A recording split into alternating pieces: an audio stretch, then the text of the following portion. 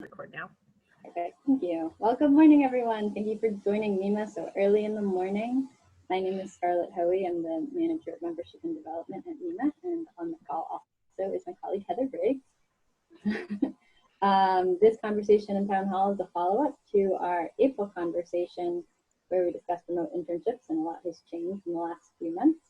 So this is definitely a participatory town hall. We encourage you to unmute yourself and say hello, because we definitely want to hear what's going on in your museums and programs and sites. So to open it up, I want to just ask, how is your museum working with remote interns? It's now almost July, so we'd really just love to hear from you. So if anyone is interested in kicking it off, please unmute yourself and say hello.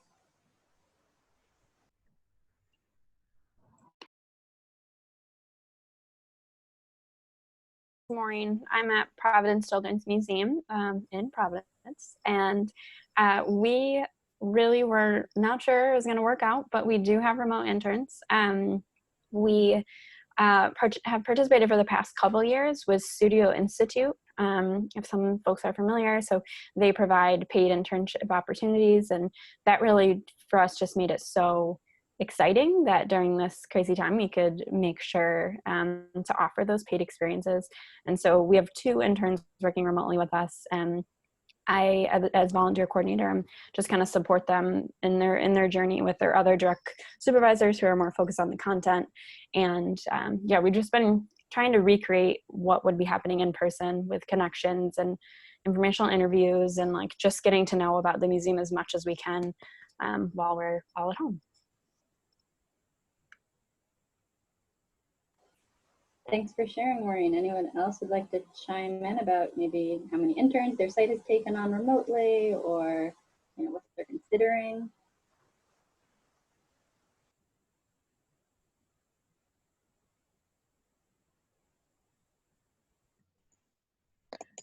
I guess the question is how many of you guys are actually doing distance interns right now? I think that's the other question then. I am. I am at the University of Wisconsin-Whitewater, so I'm in the Midwest. It's earlier here. I have one intern from public history program working online for credit. And it's been an interesting experience. It was rather quick to get something together, and I'm used to having, something very in person, but it has worked out really well. I've got him working on an oral history experience and creating some sort of exhibit off of that based on protests at the university. So it's been, I'm towards the archives side of things, so it's always an interesting experience trying to get the public history students involved in some sort of experience that gives them a museum-like experience. So, and Jennifer, would you be able to speak a little bit about the structure of that remote internship? Is it how many hours a week, or how many times you touch base a day? Absolutely. We are, it's 120 hours, so it's 12 weeks through the summer. So I have him from May through August, and we kind of touch base over email, but we meet once a week and set our goals for the following week. So, because it's an educational experience, started out with a lot of research on oral histories and what other institutions are doing and how they're displaying them online, and how you can use oral histories in exhibits, and we talk a lot about that. And so progressing through that experience. So it's about 10 hours a week that he's working on things.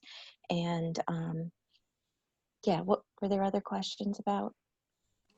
Just the structure, and I'm sure maybe Maureen, I wonder if the time frame, that commitment is similar for your institution as well. Yeah, so our structure is defined by the Studio Institutes. Like what they're up to, it's the same for anyone that's participating in their program in Providence this summer. And so they do 28 hours a week, so 4 days a week, and it's for 9 weeks. So however many hours that ends up being. And so I'm kind of their in-between person, and then they each have a direct supervisor in the content area they're working in. So one of our interns is working with our exhibits team on future collections that we can have on display in the museum. Even though we are a children's museum, we love to have all forms of art on display in our museum. And then our other intern is working with our communications team, because we're so excited that we're going to be having a new website soon. Long time coming. So that's an exciting project. Thanks for tuning in about the structure. Anybody else want to chime in about there? Marty? So we are still relatively new in our internship program. This has been just the third semester that we've had interns, and owing to, let's call it an administrative mix-up, I ended up with 4 interns this semester, whereas previously I had only had 2 tops. And so it was a challenge sort of managing each of them and finding things for all of them to do before this hit. And now this. So I'm from the Ecotarium, we're a museum of science and nature. And in an effort to A, keep our volunteers engaged, and B, continue to do science while everything is shut down, I'm attempting to leverage our existing photos of our collection to start a Notes from Nature project. Is everyone familiar with that?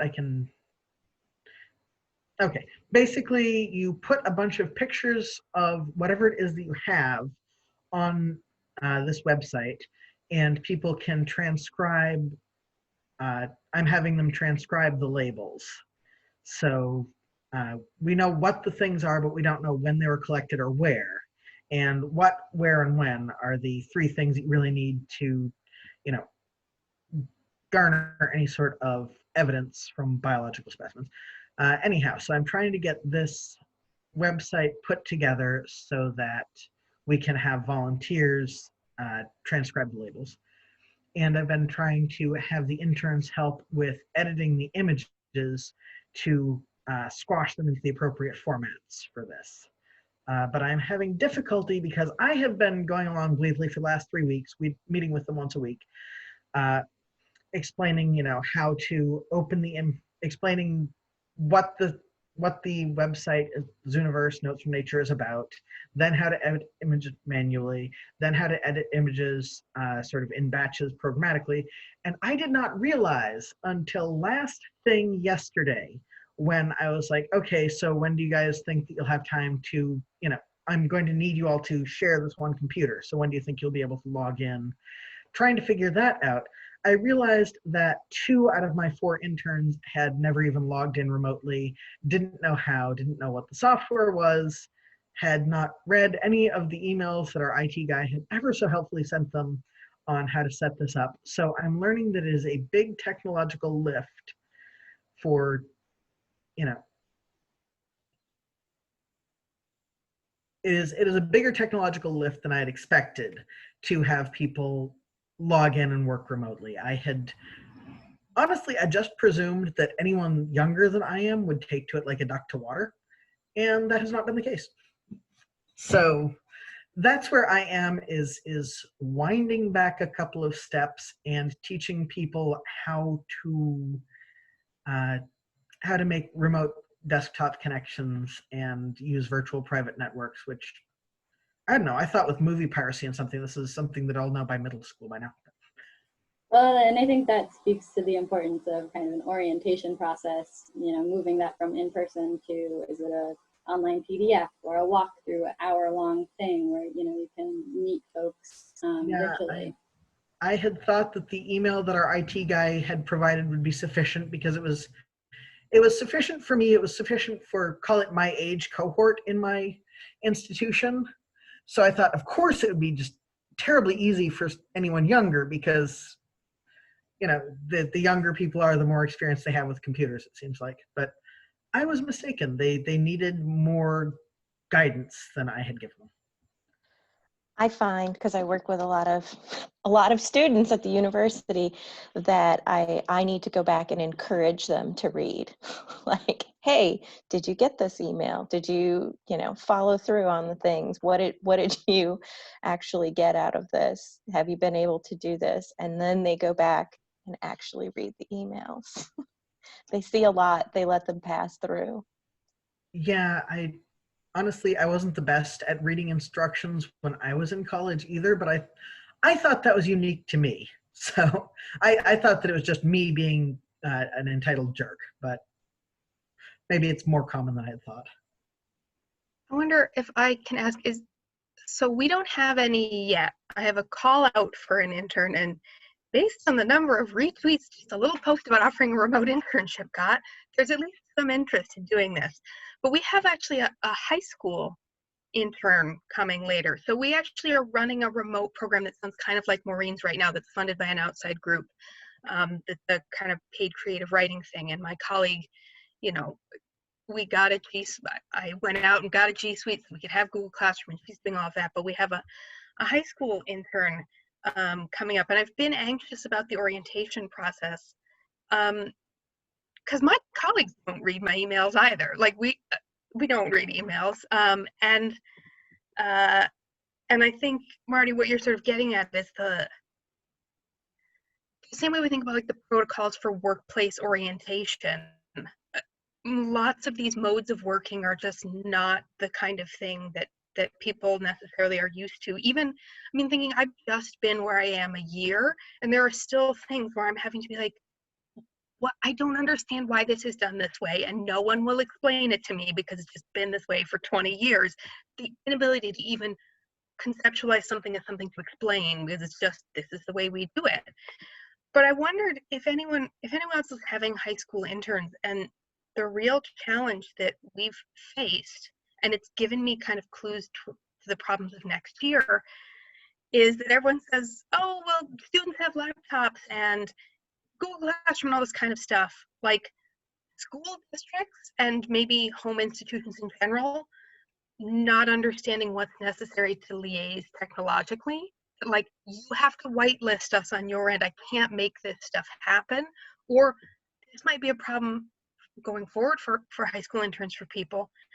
If all they've got is a Chromebook and it is firewalled 6 ways to Sunday, thank God we have a G Suite, because all the other businesses like Travelers and Aetna who are working in this program with us, none of the technology they have is a thing that students can actually kind of interface with.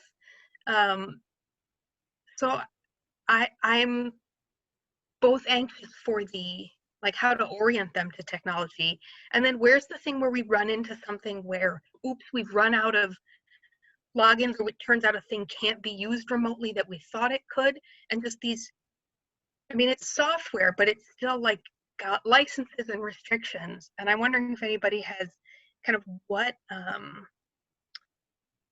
kind of frameworks are we all working in? Are we, because we might have our own remote setup at our own workplaces, but they're not ones we can easily get other people into. So I wondered how people were managing that. Yeah, we have shared drives that I can access remotely through VPN, and that's great. But my student, actually, that's a good point. I wonder if they can log in remotely. We do have student login, but I hadn't even thought about that gives them access. I hadn't even thought that they might be get in. I just didn't even.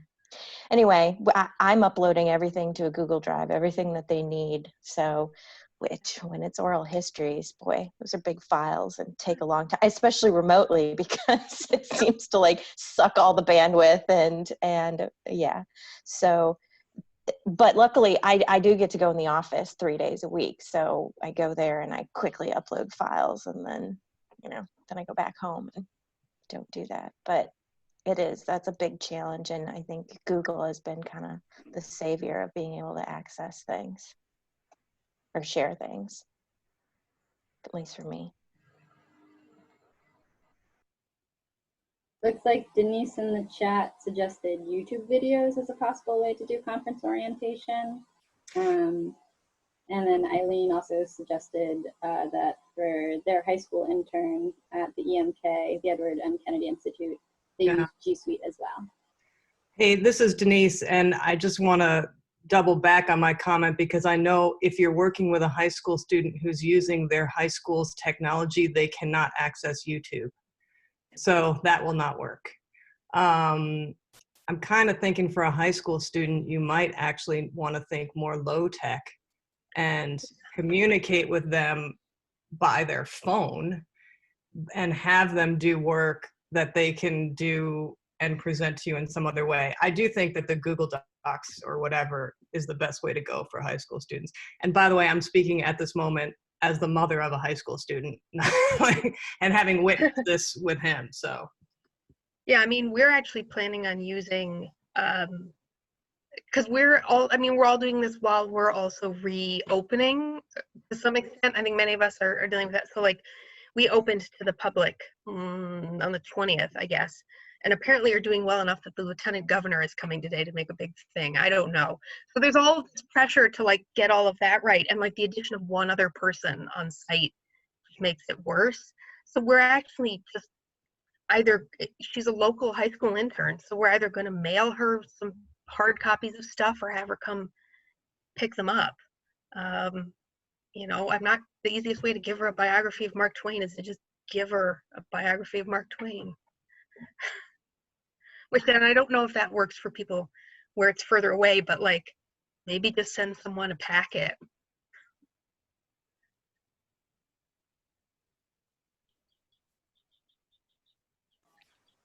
Hi, this is Eileen from the Edward M. Kennedy Institute. I totally feel the struggles with high school interns. We just started with one this week.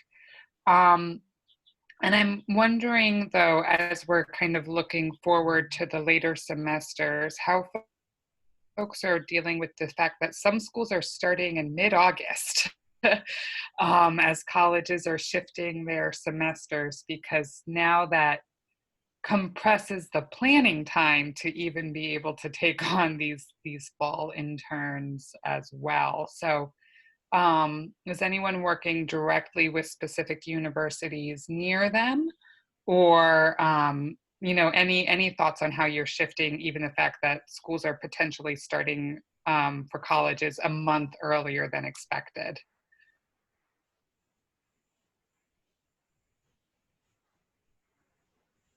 I know we have a couple of universities on the call right now, so if you guys maybe want to pipe in with what your plans are for your interns for the programs. Hi, this is Nicole. I'm at the Yale Peabody Museum of Natural History, so we are at the university. We're not starting early at Yale, but I will say that, you know, we have about, I think I have about 11 interns going right now.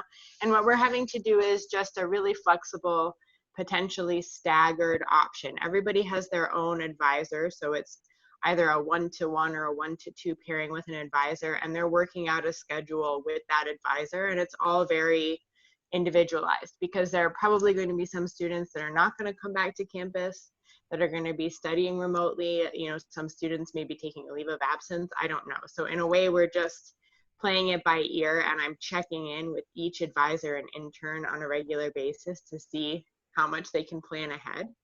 We still haven't gotten our guidance from the university. We'll get that next week about the fall plan, whether it will be a hybrid or what the schedule will be. So sorry, that's not a very helpful answer. Basically, we don't know, but we're at least intentionally being really flexible, right? So that's all we can do. This is Cynthia. Oh, go ahead. This is Cynthia Robinson from the Tufts Museum Studies program. We're also being flexible. We don't know what the future will hold. We generally do not have students starting at the very beginning of the semester anyway. They usually start a little into the semester, or they start in the summer and they go over into the fall. So no answers there, but I wanted to raise a different question. I am troubled, or a different issue. I'm troubled by the ethics of sending an intern to work for free in an institution that has laid off staff. I find that very problematic and wonder if any of you in institutions have been facing that and dealing with that issue.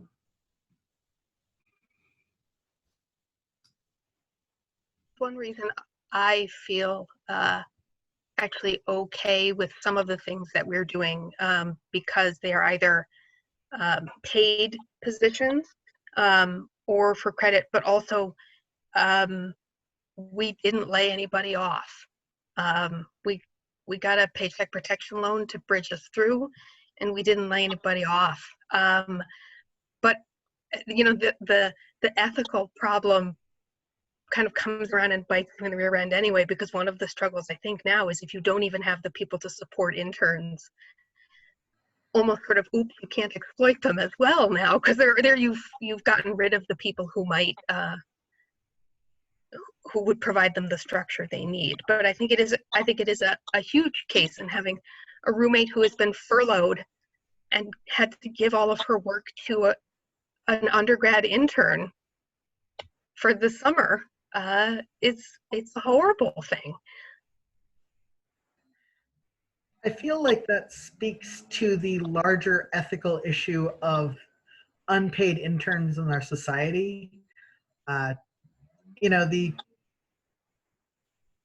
our institution has probably about 1/3 staff to 2/3 volunteer and intern ratio at any given time. And that's just, that's just head count. The volunteers aren't necessarily there, 40 hours a week. And pardon me, my neighbors seem to be independently attempting to keep the Massachusetts landscaping industry afloat. They have people with leaf blowers over there every day, I swear. Anyhow, but yeah, we, at the Ecotarium at least, we're trying to rectify this by finding grant funding for paid internships. Also to sort of lower the bar for people who might otherwise have to decide between advancing their career skills and paying rent. But I'm sorry, I started speaking. I don't really have a good answer, is what I'm saying, apart from the fact that this using interns instead of paid staff is something that we've been doing for a long time. So that's the nasty little truth of internships in America. If I could jump in, and I'm sorry I can't use my camera this morning. I'm having all kind of tech trouble today, but I did wrestle with that a good bit. At UMass, we have these core policies to guide internships, and one of them is that interns cannot replace paid staff. So as the season started, I was very concerned about that. And I guess as it's happened, and I should also add that all of our interns, we fund them. At the university gives them a stipend. So our students do not do unpaid internships. But I guess I came to a peace with it because I started by reaching out to our alumni at institutions that had experienced layoffs to see if there was any way the program could help staff get through a difficult period. And just as it's turned out, all of our summer interns are working for places where they are not replacing paid staff. So it's just happened to turn out that way. But I did wrestle and do wrestle with that very issue, especially this season. I'd be eager to hear other thoughts on it as well. Well, at UMass Boston, likewise, all of our students who are doing internships in the fall are going to be working with places that are not doing furloughs or layoffs at this time. I do have one student who is doing an internship this summer at a place that has been doing furloughs and layoffs. And it was her insistence that she do the internship this summer. They were able to actually give her a small amount of money based on government funding that needed. So that needed to happen very quickly. One of the things I will say is that it's very much a moving target. I mean, they hadn't planned on doing any. They had furloughed everybody, and then they brought people back to work, and then they hadn't planned on doing any layoffs. But as time goes on, it becomes clear that they're going to have to change that up. And so to some degree, there's a piece of it that's uncontrollable in terms of understanding what a student might be walking into with some of these places that really have to turn on a dime. So I didn't actually want her to do the internship this summer, but she made a compelling case, and so she's doing it. So that's that. But for fall, so far, I would say that none of my students are doing internships at places that have been laid off. Have been laying off people or furloughing people so far. Two of them are at places that, or one of them is at a place that's all volunteer anyway. So that. Our internships are for credit, so it's focusing on. I mean, even though we have furloughs, I've got furloughs. We have people who are out for a couple of months on furlough.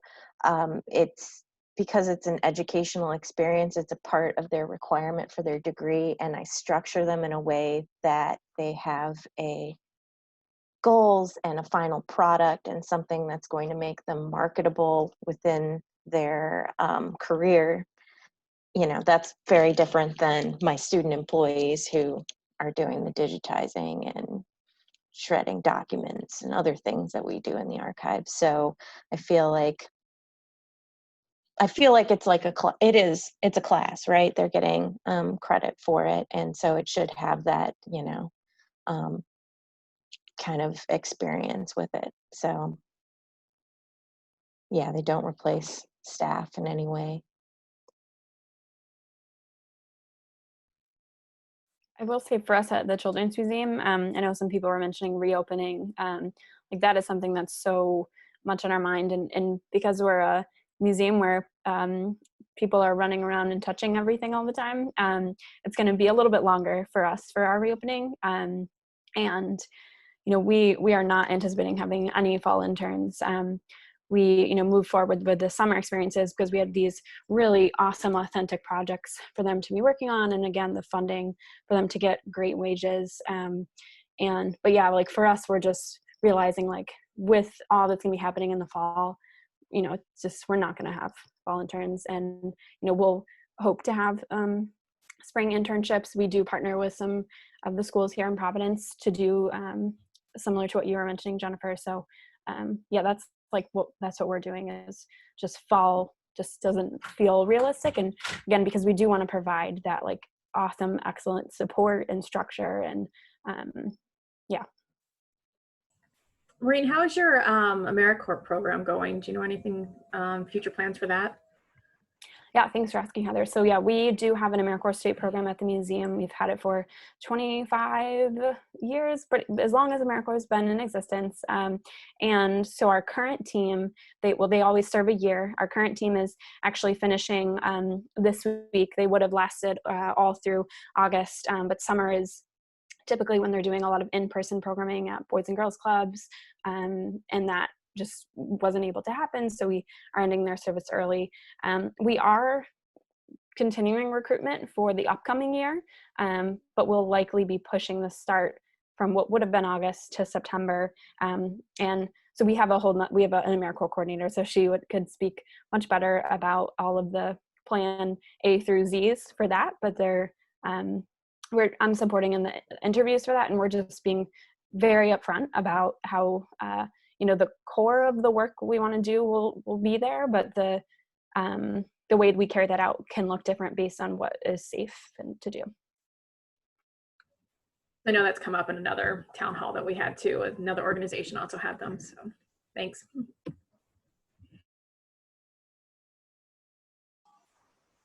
Does anybody else want to speak to maybe fall remote intern plans, or future hopes of hiring a remote intern if you haven't yet committed for the summer? I'm wondering, is anybody having trouble, because some of us are sort of the direct supervisors and some of us are sort of the internship coordinators, and some are doing both, that the internship that has been framed, that is out there to apply for, is also one that I, as the internship coordinator, framed. And I wonder if anybody has been, or what are the struggles you guys have had in trying to persuade other members of your team or people in other departments that like this is a viable thing, because I think we can all see spaces where you know, thinking about, oh, what tech don't they know, but there might be some things that an intern could be very helpful with right now, and it's sometimes been a struggle to get colleagues to see like you don't have to learn all of this from scratch. Like this would actually be a really good collaboration. I wonder how you guys had talked to your colleagues about remote internships and whether it's just been like we can't even think about that right now. I'm in the we can't even think about that right now camp for basically there are a lot of departments in the ecotarium that could use interns that aren't, and I have been partially because I got laden with 4 interns because I'm the only one doing an internship program. Well, no, the education department are as well, but I got given 4 interns whether I wanted them or not, and I've been trying to convince other departments to take interns. But so many of one of the sort of institutional history issues of the ecotarium is that for a museum of science and technology, we've been doing stuff on paper for a long time. So a lot of the stuff that could theoretically be done by an intern, had we an intern set up, still couldn't be done from home because it's all on paper still. And this is, yeah, I'm also supposed to be the archivist of the ecotarium, and I would love people to not use so much paper so I don't have to sort it. Put it in computers. Computers sort things for you, please. But no. So yeah, there's just so much of, pardon me, I'm blathering, so much background work to be done before you're even ready to have an intern or before you're even ready to go online, that having an internship online is 2 different lifts that people are being asked to make while they're making all of the other lifts that have to happen to suddenly be an entirely virtual organization or a mostly virtual organization or an organization that used to be just packed with people where everyone now has to stay a double arm's length away. It's a lot.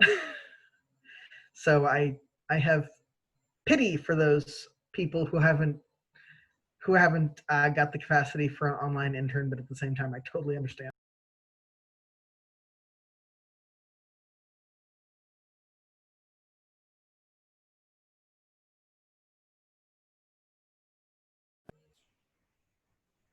Erin, just to answer your question, I guess, like, because in my role as volunteer coordinator, I'm just kind of the support between the interns and the supervisors. It's a little bit easier to make the case because I can do things like gather documents for them to review, create trainings, provide the trainings, get their emails set up, do all that stuff so that the supervisors aren't doing that. So it does make it easier to make the case. And then when we had that overarching organization of Studio Institute to kind of support our like online application submission and just, you know, having that paid experience, like it does make that a lot easier.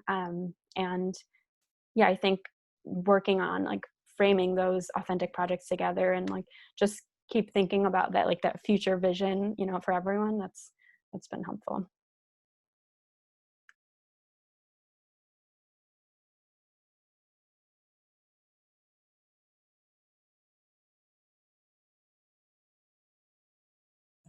I guess I also have a question for the group. Now that some of the sites are probably going to start opening up, I know some of the states have opened up and will continue to do that. Do you think the remote internships will start be more of a mainstay, or do you think the interns will eventually end up back in the museum again? I know it's really far off to even think about going back into your work environment, but I'm just kind of curious if you're starting to think about future plans for like next spring, that type of thing, or is it just too far away right now? Hi, everyone. Leah Niederstadt at Wheaton College in Norton, Massachusetts. I will say that one of the issues we're running into, and we have work study students, some of whom also work as summer interns, is that our space capacity has been greatly limited. So the collection study room normally has tables that can seat 18 students, and it's been reduced to 3 to 6 depending on capacity. So I'm having to reconfigure how my work study students will work, and even if they I am able to hire them all back depending on budget cuts. I won't be able to have as many of them in the room. Certainly won't be able to have as many students. And as of right now, all the summer interns I have are remote. And I anticipate that if we are forced to go remote on campus, they'll have to continue that way at least throughout the academic year.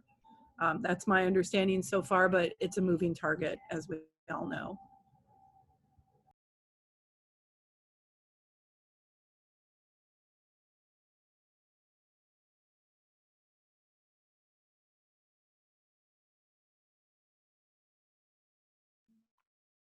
I'll just mention one quick thing, and I'm talking so much. For spring 2021, we have had a long kind of recruitment partnership with Rhode Island College and their early childhood education department. And so we, well before this happened, had been looking for a spring 2021 intern, and are holding on hope that that can happen. We're just in constant communication, and we'll see what ends up being feasible. And sorry, it's Leah again. I forgot to add that to your point, Heather, anyone that I can have work remotely, I will have work remotely, just because that reduces the risk for them and for me and for anyone else who comes into the space. So I do anticipate that I will have students who will only work remotely the entire academic year.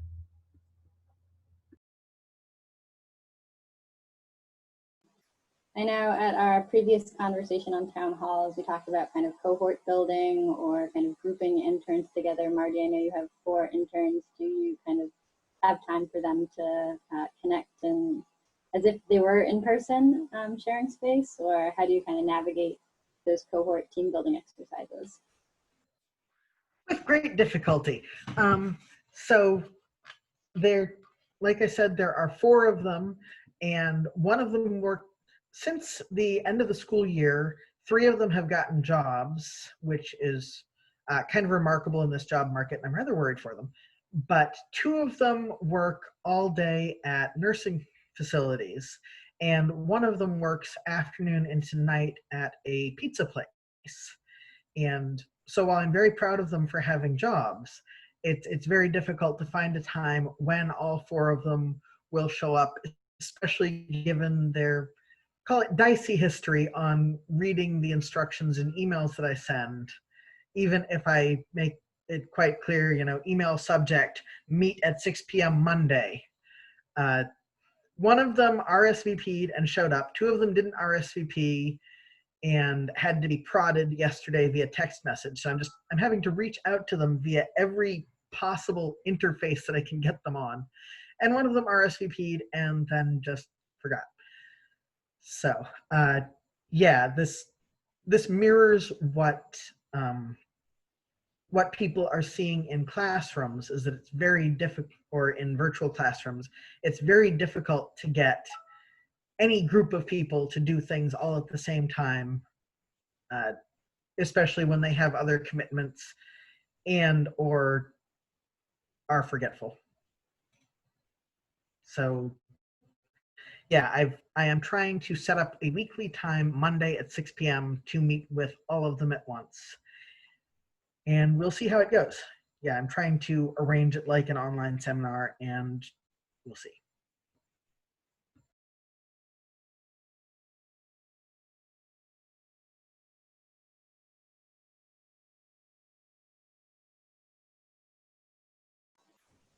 For those of you that maybe haven't taken on a summer or fall remote intern and are tuning in, we'd love to hear from you about what are your expectations maybe of a remote intern, or what are your concerns around remote internships, because we do have a few folks that do have remote interns, so we'd love to hear from you.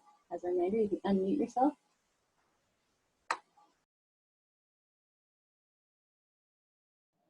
I can jump in from Smith College Museum of Art, Gina Hall.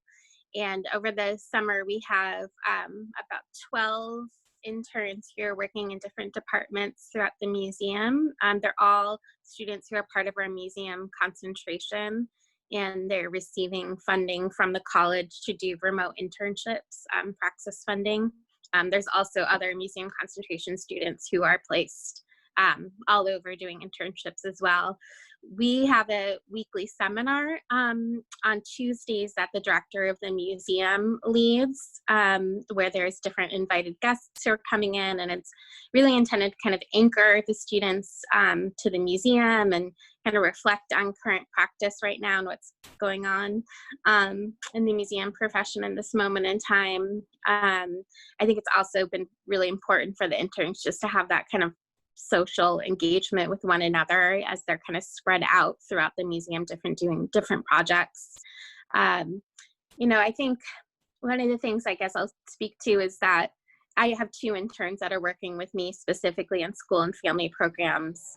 You know, I think it's just as all of us are struggling to stay motivated and stay connected and keep up with our email and feel like we have a reason for doing what we're doing, I think, you know, I feel like our interns are also having that feeling as well. So I think it's not just, you know, young students who aren't checking their email. It's really just about the moment that we're all in.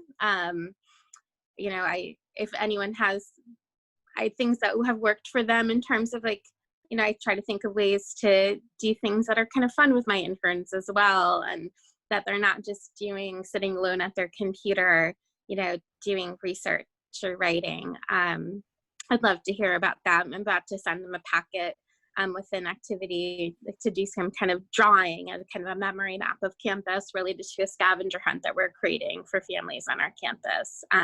But just thinking about kind of creative ways to keep them engaged, and not that they're kind of solitary. It's one of the things I'm thinking a lot about. This is going to sound terrible. I always forget about fun as a concept. Thank you, Gina.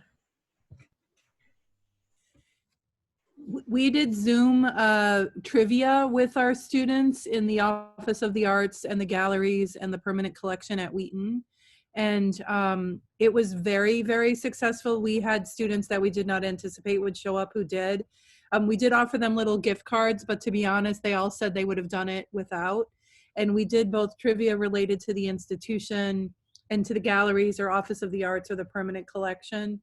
And also just general trivia, like their, you know, pop culture things. And I've had a couple of requests to do it again over the summer, I think just because they want to stay connected with each other. So you could do that without giving prizes, and it's still a lot of fun and a way for them to all see each other as well as to engage with you and your institution. I know, talking to some folks, they did a blind contour drawing as an orientation process for their interns.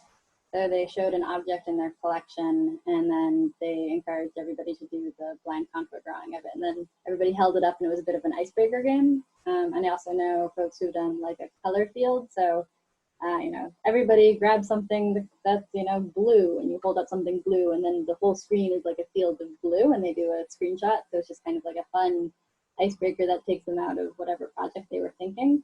And I think, Gina, you also hit on the idea of like calibrating expectations for a remote internship, which I think is a big thing and a big part of that orientation process as well.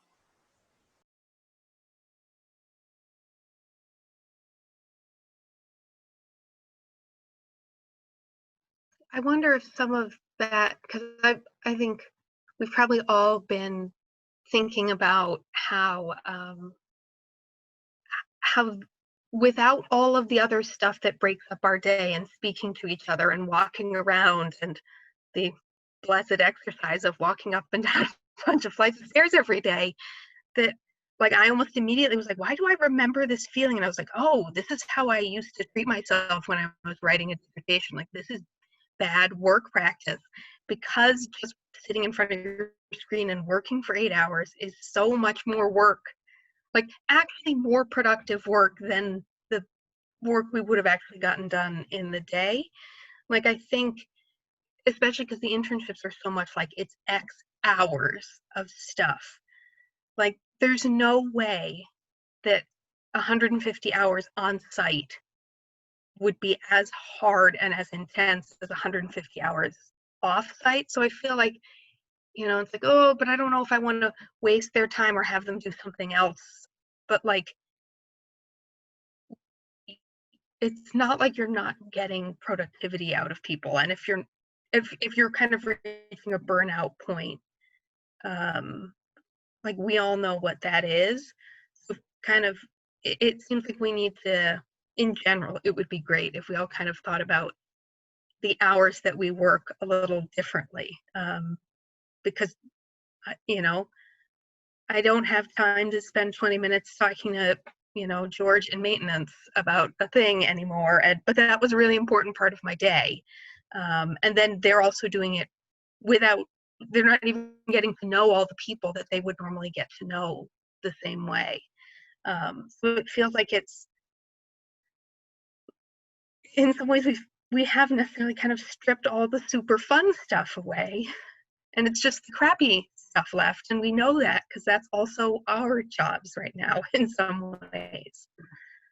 So kind of figuring out ways to extend that kind of grace to them that maybe isn't always being extended to us in the moment.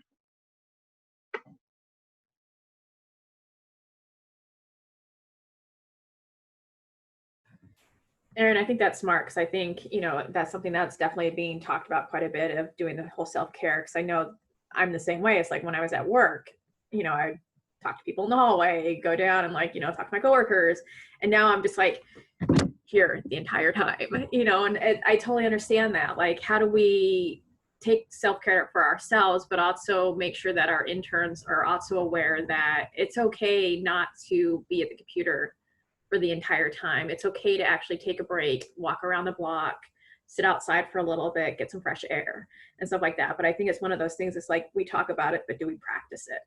And I think we need to be better about that for ourselves so we don't burn out, but also be aware that, you know, it is a real problem of being in front of your computer the entire day. Like, how do we put those breaks in for ourselves, but also make sure that the interns are also making those breaks? I think that's a big thing, because I mean, there's so many articles out there now about people just burning out.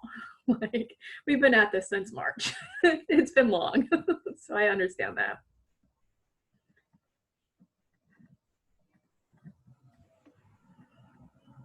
Yeah, Jane mentioned in the chat there that she's just suggesting the grad students actually just take 2 classes because of that instead of the 3. So I think that's a good idea. We have about 10 minutes left, and NEMA has some really great upcoming events like Engaging Your Volunteers tomorrow and Remote Intern People Meetup. So if you have remote interns, we're doing a meetup for the interns on July 8th. Is there anything else that NEMA can be doing to, you know, support your institutions, to help connect your interns? We'd love to hear from you while we still have a few minutes. Or anything else you'd like to discuss around remote internships.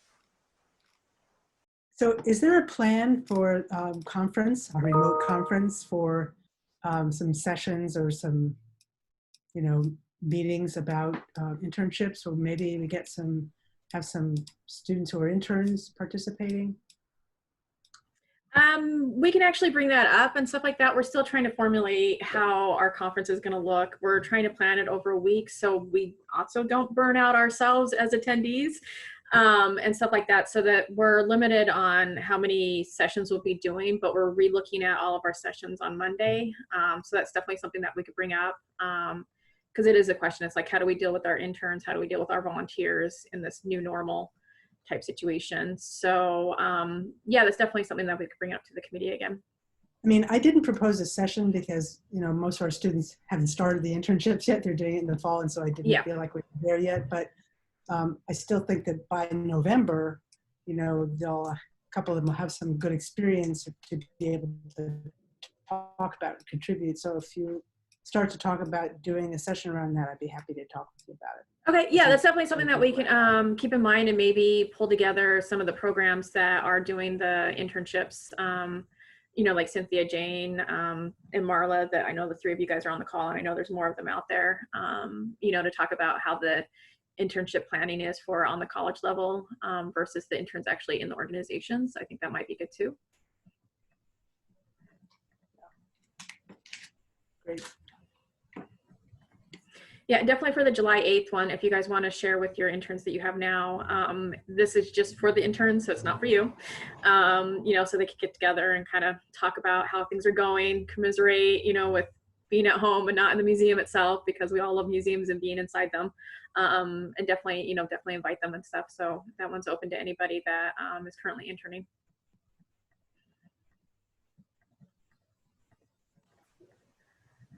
Well, so Sophia has something. If you, Sophia, do you want to unmute yourself and actually talk?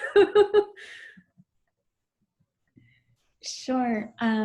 So I work in the learning department at the Museum of Fine Arts in Boston. And yesterday I had a chance with my colleague, Dahlia Linson, who's on this call as well, to speak with our colleague in traveling exhibitions about her role supervising a remote intern who started in the springtime at the museum and has continued remotely into the summer. He's paid throughout, and he's learning a lot and has adapted really well to the environment that he's in. And one of the unexpected positives that she shared with us was that he has more flexibility in his hours, and so he's able to participate in multiple meetings than that he wouldn't have otherwise. So one of them was with a set of colleagues in Japan, and that allowed him to have a lot of insight that he wouldn't necessarily have had he been inside the building for a very limited number of hours. So we're happy about that and feel really lucky to have him and enjoy working with him a lot.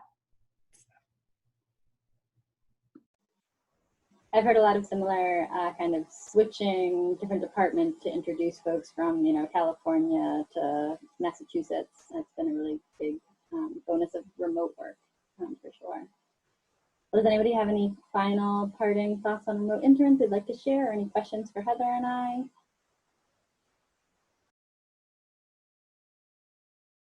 Well, thank you all for joining us this morning, and happy almost July, and have a lovely summer, and we hope to see you at future events. I dropped a link to our events calendar, and we hope to see you soon. Thank you so much. Thanks, everybody.